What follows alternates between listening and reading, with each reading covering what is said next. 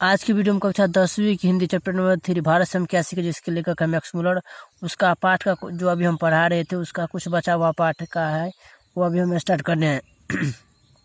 अब आप ये अंदाज़ा लगाएं कि संस्कृत, ग्रीक और लैटिन इन तीनों भाषाओं की एक सामान्य मूल उद्गम स्रोत तक पहुंचने के लिए हमें कितना पीछे हटना होगा। इस प्रकार हम उस सम्मिलन स्थल पर पहुंच जाएंगे जहां से हिंदू, ग्रीक, यूनानी तथा आदि शक्तिशाली जाति एक दूसरे से पृथक हुई थी, और यह भी कि उस सुदूर अतीत में भी वो हमारी आदि आर्य भाषा एक ऐसी चट्टान के रूप में दिखाई देती है जो चिंतन परंपरा के प्रभाव के उतार चढ़ाव से घिस मन कर चिकनी और स्पष्ट हो चुकी थी। हमें उस भाषा में प्रकृति और प्रत्यय के योग से बनी हुई अस्मि, ग्रीक अस्मि जैसी योगिक क्रियाएं मिलती है।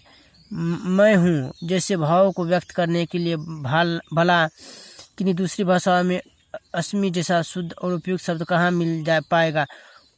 उन भाषाओं में खड़ा होता है या ठहरता हुआ मैं जीता हुआ, मैं उगता या उत्पन्न होता हूँ या मैं बदलता हूँ जैसी क्रिया भले ही मिल जाए, किंतु अस्मि मैं हूँ यह क्रिया तो केवल आर्य भाषाओं में ही उपलब्ध हो सकती है।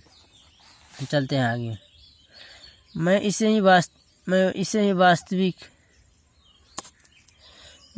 वास्तविक अर्थों में इतिहास मानता हूँ, और यह एक ऐसा इतिहास है जो राज्यों के दुराचारों और अनेक जातियों की क्रूरता की अपेक्षा कहीं अधिक ज्ञात और पाठनीय है। एक भाषा बोलना एक माँ के दूध पीने से भी बढ़कर एकात्मकता का परिचायक है, और भारत की पुरातन भाषा संस्कृत सारभूत रूप से ही वही है जो ग्रीक, लैटिन या एंग्लो सैक्सन भाषाएं। यह एक ऐसा पाठ है जिसे हम भारतीय भाषा और साहित्य के अध्ययन के बिना कभी न पढ़ पाते, और भारत यदि हमें इस एक ही पाठ के सिवा और कुछ भी न पढ़ा पाता तो भी हम इससे ही इतना कुछ सीख जाते जितना दूसरी कोई भाषा भी न सिखा पाती।